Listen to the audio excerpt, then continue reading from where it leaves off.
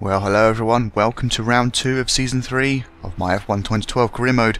I am Lovespuds, and today we're at Sepang International Circuit in Malaysia, and my objective today is to win the race. But first, here's my qualifying lap. So far I've managed to get up to 8th, which obviously isn't good enough, so I'm going to go for another lap. Obviously my objective is to be on pole, to beat Schumacher, my former teammate from last season. Let's see what we can do in this lovely little Ferrari. Let me just get my qualifying notes up, because what I'm doing now is making notes of what's going on in each of the sessions, so I can tell you what's been happening in Q1 and Q2. Right, so Malaysia. So usual suspects got knocked out of Q1. Wrote Q3 though, I don't know why. Split time pretty good, as you might have noticed there. HRT, Marussia and Toro Rosso is out of Q1 along with Senna of Williams. Massa was knocked out of Q2 in 16th again, in between the Caterhams, who aren't doing as well as they did last season, it seems. And then Sebastian Vettel was the big name that ended up in 11th. So 3/10 up on our second sector time, which is pretty good stuff. Looks like we're on course to take that pole. It's just as long as we don't mess up the last sector with this tricky braking for this corner, which I just about got right. Not perfect, but it'll do. See, 1 minute 40 left on the clock. I have time for one more lap, but I don't think I'm going to need it. Well, obviously, because I always show my best lap of the session in these videos. So racing for the line, 135, 136, 137, or what's it going to be, 137.9. Round about a 10th faster than Schumacher, just beat him to the pole there. And there you go, there's the results. The Lotus is threatening again as usual in 3rd and 4th. They're looking really strong this season. McLaren's off the pace again, and Mark Webber rounding up the Red Bull lineup in 10th. So let's get ready for the race. Grosjean is in 3rd there, always a threat. Pretty good start off the line, moving across to cover Schumacher. I shouldn't need to use my KERS just yet. Just about slowing enough. Most of the time I brake too early for the first corner, and that always is a bit risky. So Schumacher's dropped away somewhere, and Rosberg has replaced him, it seems. Who knew that the car I was driving last year would be following me in 2nd place. Grosjean has managed to hold on to 3rd. I don't know what happened to Schumacher, but he has definitely fallen back somewhere. Massa is looking like he's at the back of the pack there. I don't think he's made up any ground.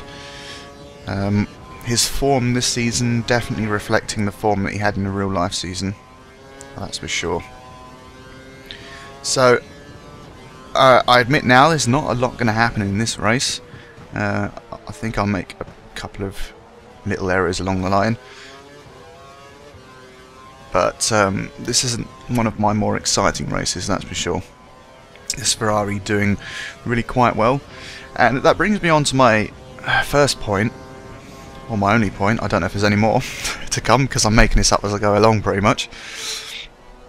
The question of switching up to Legend difficulty. I know I've asked this of myself a couple of times, a few times over the past few months or so.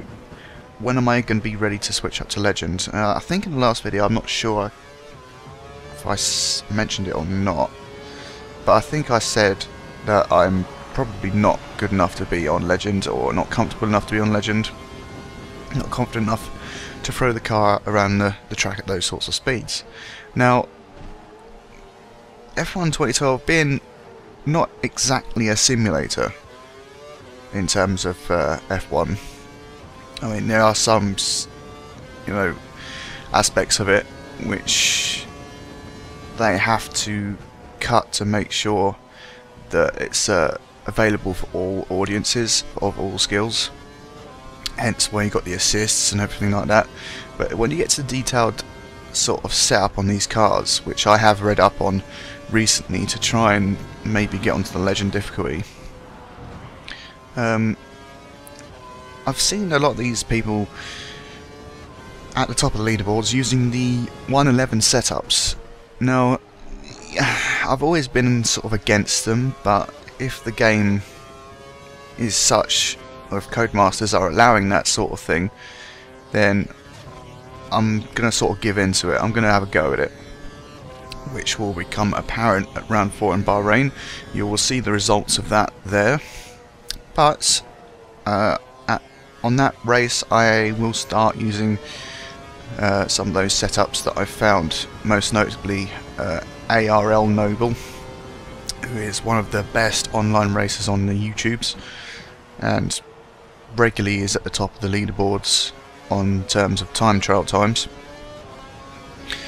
And he's recently put up a video of all the setups of all the tracks, all the setups that he uses, which for the majority of the time, 90% of the time, are just basically the same setup for every race. But if you go and check it out, which I'll link the video in the description for you to have a look at, and you may have seen me like it over the past couple of days. It might have popped up in your feed that I liked it. Basically, I'm using those setups. If anyone wants to know, those are the ones I'm using from Bahrain onwards. But if you're planning to use those setups as well, please bear in mind that it's only for dry setups only, which I sort of knew, but I found out to my cost in one of the upcoming races. I'll leave you to decide which one that is. But I have to say, since using those setups, I feel so much more comfortable in the car, and I can actually do the sort of times that the Legend AI are actually doing. So this is why I'm enjoying F1 quite a lot at the moment, that I can keep up with the highest difficulty, even if it is such an odd setup to have on an F1 car. I mean, it basically is exploiting the game, so to speak. I mean, I wouldn't like to do those sort of 111 setups that are so... I don't even know what the exact setups are on the F1 car, so I can't really comment on that, but I'd want more legitimate setups, but I suppose you can't really do that unless you make the game more of a simulation, which it isn't going to be. Because as I said before, it's got to appeal to the mass market rather than the hardcore individuals. But hey ho, never mind. If you guys are enjoying the racing that results out of it, then that's fine by me. But I like to try and do it on the highest difficulty possible that is along the same sort of pace that I'm going at. See, the reason I was on professional up until a couple of races time is that I was going around about the same speed as the AI were doing. My fastest laps were about within a few tenths of the AI, which I'm quite happy about. Give or take a few races where I am a little bit off the pace, maybe even like a second or two, but those are usually circuits that I'm not good at anyway, so I'm not too worried about them. You can't win them all, basically, is what I'm trying to say there. But yeah, when it gets to round 4, see what you think of the racing. I hope it's a lot better for you guys, because I don't want to be in this situation where I'm just leading from the front and nothing's happening. I've never liked that. I don't know, I love winning, yeah, but I don't want to do it Sebastian Vettel style. That's for sure. I like a bit of a challenge. Some people probably think I'm crazy for not wanting to be at the front all the time and lead all the time, but I'm trying to make these videos at least a bit entertaining, because you want to see some overtaking action, you want to see some close calls, you want to see maybe a few crashes now and then when I mess up. But luckily I haven't had any two crashes too badly. Crashes too badly. I'm good at English, me, sure. But yeah. Yeah, I don't think there's much more to say about that one.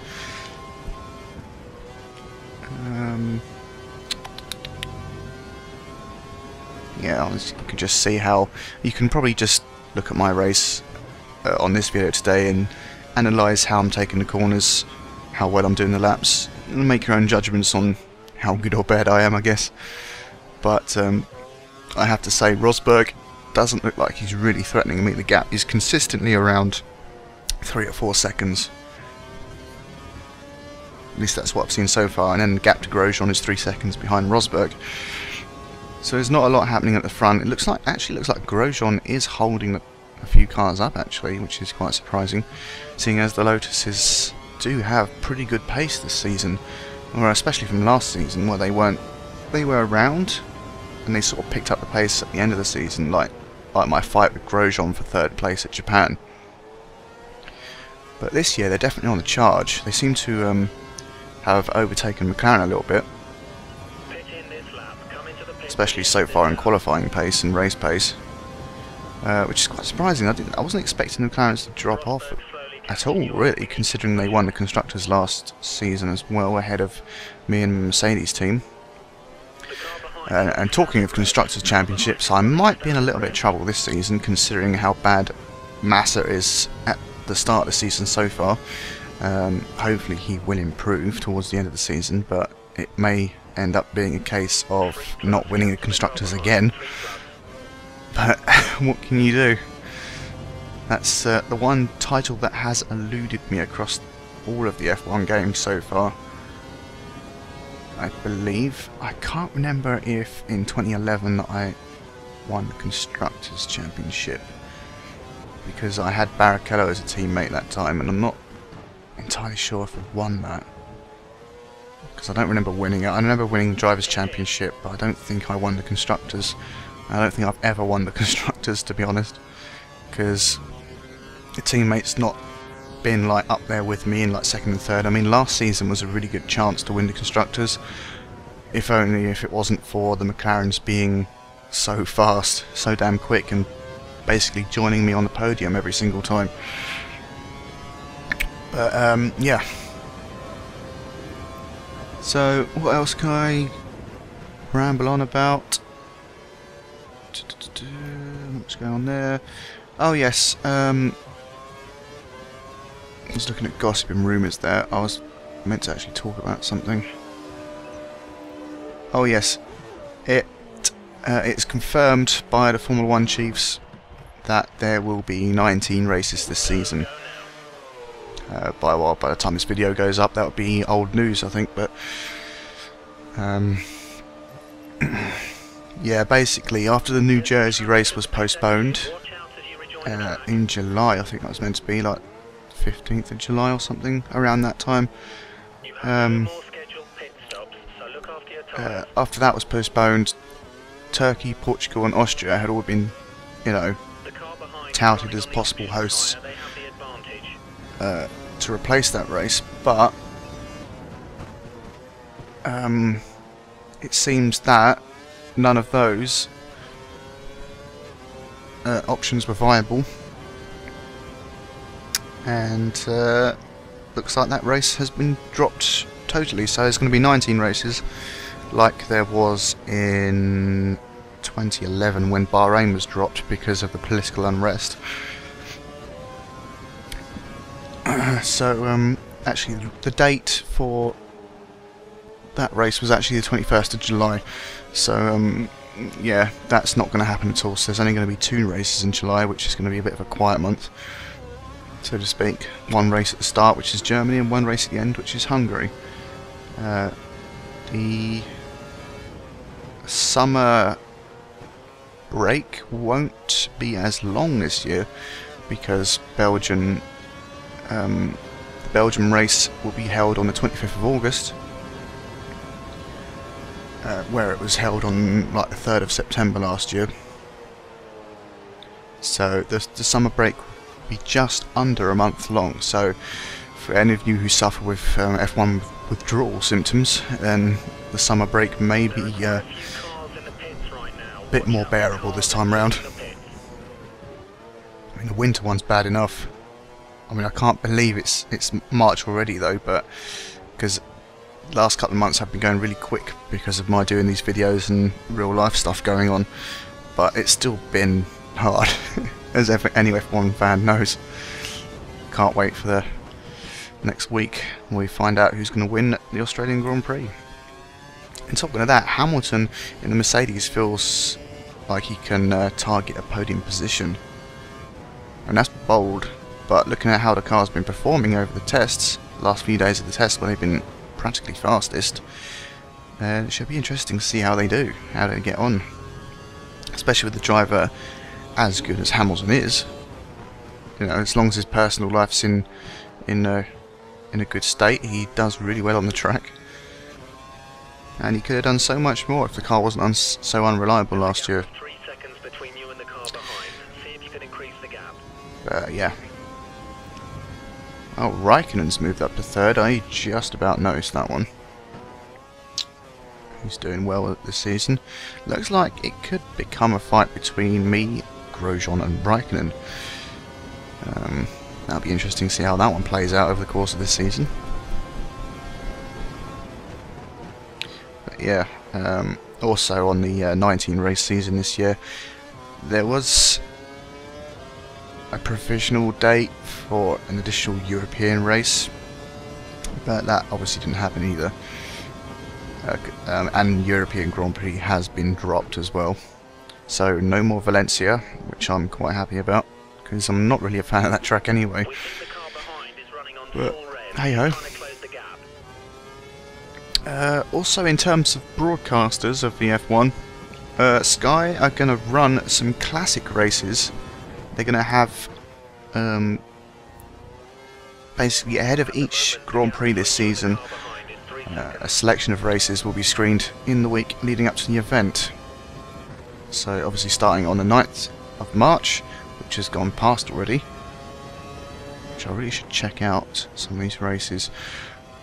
I don't have Sky, but I can do some internet streaming, of course. But they're going to replay some classic races. As I said, about 5 races. I didn't say that actually, did I?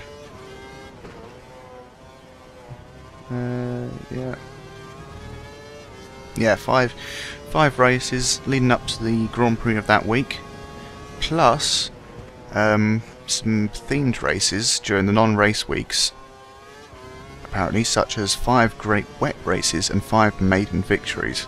So some really good classic races, a lot more than the BBC are offering at the moment, or did offer last year when they showed classic races on the red button, which I did have a look at. But this time round for the Australian Grand Prix, there's going to be some classic Australian Grand Prix, of course. Saturday they shown the 1994 Grand Prix. Sunday they showed the 1999 Australian Grand Prix, and today, when the video goes up, well, this video goes up, they are showing, or have shown, because this video is going to go up about 5 o'clock or something, the 2003 Grand Prix. And on Tuesday they're showing 2007 Grand Prix, and Wednesday they are showing the 2010 Grand Prix. So some classic races there. If I can, I'll try and stream them. Well, not to you lot, obviously, because I don't have the upload speed for that. But I'm gonna try and see if I can watch a couple of those, because I do like the old races. I was quite young at the time, especially for like 1994 and 1999, where I was into F1, but I didn't really know a terrible lot that was going on. Seeing as, you know, in 1999 I was about 9 or 10 years old, so there you go. But I do like that from Sky. I mean, I'm not a great fan of Sky in general, but their F1 coverage is absolutely superb. So much so that I might consider getting Sky at some point in the future. It's not viable at the moment, but maybe in the future. Especially if BBC goes the way they're going of just having 10 races and possibly even dropping the live races altogether, which is rather annoying. But, oh well. You can blame the bankers for that one, messing up the whole economy, but still, never mind. So where are we? Lap 11 of 14. Wow, that's gone quick actually. I didn't realise I've been yabbering on for 20 odd minutes. But as I did say, there was nothing much going on in this race. This may be a bit of a dull race for you guys, unless you're fans of just watching people going around the track in the best that they can do, I suppose, and watching out from my little mistakes. But hey ho, no change in the top three either, because Rosberg is in second and Raikkonen's in third. Looks like it's going to be a comfortable victory. Now this is what going back to the discussion earlier about me being on legend difficulty, this is kind of the racing I want to avoid, and because I know that this isn't the hardest difficulty level that I'm on at this current moment, I'm not entirely happy, because I want to make it as hard as possible so I can be as good as possible. Because I mean, at the back of the mind, if I'm out in front like this, I know it's not on the hardest level, so I'm just like, yeah, this is where it comes into the whole do I or don't I switch up to the higher level. And obviously my mind's made up now that I am going to after round 4, or at round 4, because the only reservation I had about moving up was my lap times. Because I may be leading in this race, but if I kept the same sort of general setup that I was using from race department, then I'd be struggling to get past Q2, or even making it into Q2, which was a real issue for me, and I didn't want to be that far down the pack and not be able to do anything. But as I say, that's all been sorted now. I've found... oh well, I didn't find it, but I knew the setups existed, but I was reluctant about using them. But now I'm happy to use them. I'm going to make it as hard as possible for myself, especially if I'm going to end up doing a couple of more seasons at the front in the top tier teams.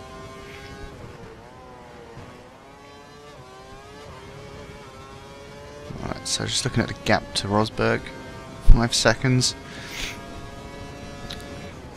Pretty comfortable. I can't see anything going wrong. You know, most of you know what I'm like. I get so far in the lead on whatever, and I probably lose concentration. I think that's what's going on, and I end up taking a corner really badly, or end up going off the track at some point. I mean, look at Korea last season when I was in the lead. Could have won the race quite easily in front of Alonso, but now I totally stuffed it up on that long right hander before the main straight, mounting the curb and spinning out. Just about held on to it though. I mean, I came second of course, but still it's really irritating that I could have won the race. I could have made things easier for myself at the final round in Brazil as well, not having to do some Grosjean style lunges at Grosjean. But yeah. So penultimate lap and we're coming across back markers. I wonder who that is. I would say that's a Marussia, because it isn't an HRT, and I don't think it's a Toro Rosso. It's Glock, of course. Glock the block. I was going to say cock block then, but you know, whatevs. So I wonder who's retired from this race. I mean, I did see it at the results screen when I played the actual race, but this was a couple of days ago now, and I can't actually remember who dropped out. I don't even know when they dropped out because I wasn't paying attention.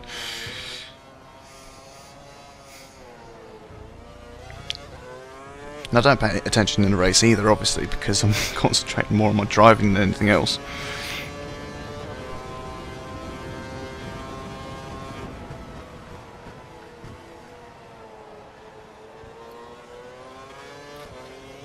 But it's definitely nice to see Force India back in the midfield where they belong. Yeah, there we go, fuel mix mode 2. Just to make sure I make it to the end. I don't want to have another situation that I had in Canada, where I basically ran out of fuel just before the line and nearly lost that win. I mean, yeah, I've done a bit of weaving, which the stewards may have taken a dim view about, but still won it. Still helped me to win the championship, so I have no regrets.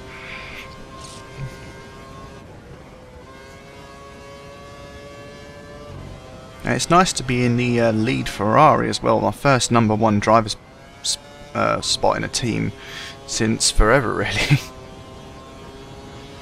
I actually get to choose the research and development path for once as well, which was set to aggressive in the first place, so I kept it as on aggressive. Yeah, so I kept it on aggressive because, you know, why in the hell not? Why would you do anything other than aggressive? The only problem is that the new parts that are fitted onto the car apparently fail. I don't know in what way they fail, because it doesn't seem to affect my pace. But they do fail a bit more often. But it does spice up practice a little bit, as I do a little bit of weaving, one from start to finish. Got to be careful I don't lose the lead now, but yeah, quite happy with that race, leading from start to finish. Okay, yes, it may have been a bit dull to watch, but still I won, and that's 25 points for me. What a great win, you deserve that. Good job. But the only problem is the two Lotuses are not far behind in 3rd and 4th, and Massa is well out of the points. Also quite weird to see Red Bull in the midfield, still not scoring many points at all, which is quite odd. Kobayashi was the DNF for that race. Don't know what happened to him, but he probably went out on the first lap or something, looking at his best lap time, first or second lap or something. I don't know.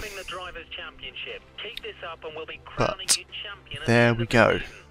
Taking the lead of the Drivers' Championship with 43 points. Kimi Raikkonen only 3 points behind though on 40. Nico Rosberg in 3rd, Romain Grosjean and Lewis Hamilton, Schumacher, Button, Perez, Maldonado, Webber, Vettel, Kovalainen, and whoever else is down below. There we go. Kobayashi, Hulkenberg, Senna, Petrov, De Resta, Massa. Oh dear, Massa, what are you doing? Verne, Ricciardo, De La Rosa, Peak, Kartikeyan, Glock, and Alonso, who is sitting out this season because I have nicked his seat. Don't know why he's down the bottom there. For some reason, Codemasters thought they add the driver you replaced down at the bottom. Kind of pointless if you ask me. But there you go, Lotus on the charge at the top with 67 points. Building up quite a bit of a gap to Ferrari in 2nd with 24, because I'm the only one who is scoring points at the moment. Not much going on down the rest of this table, so we'll just move on to the next screen, and all that remains for me to say is join me next time for round 3 in China. Let's see if we can do another pole and race win. Okay guys, I'll see you next time.